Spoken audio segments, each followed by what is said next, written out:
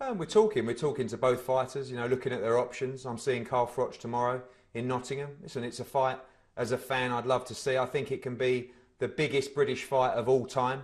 But, you know, at this stage of Carl Froch's career, he does have options, you know, and we are speaking to Dan Goosen about Andre Ward. We are speaking to Tom Loeffler in K1 about Gennady Golovkin. We are talking to Bob Arum and Top Rank about Julio Chavez Jr.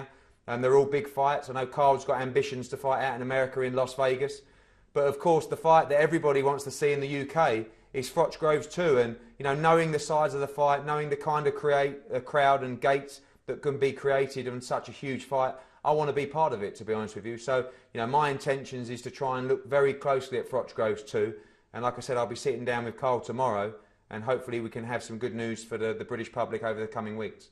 You know, I think it comes down to sort of ego and pride, and of course a lot of money at the end of the day, and understanding people's value and worth in the fight. I think, again, as a fan and as a promoter, it's the biggest fight out there. I know that we could have this at a huge stadium and have 60, 70, 80,000 people, and I think what that could do for the sport of boxing, I certainly want to be involved with it. It was a tremendous fight last time, and taking away the controversy, you know, it was one of the best fights I've ever seen, and a rematch could be even bigger. You've got, you know, a true great of the game, in my opinion, Carl Froch, against one of the brightest young stars who's now proved himself at world level. And like I said, if we can get the deal right, if we can get the mix right, and if we can get these two egos together and make it happen, I think it's going to be wonderful for the sport. If I was a betting man, I think we're going to get there. I think we're going to get there. And I hope we do. Like I said, it was a wonderful fight first time round. I think number 2 would be even better.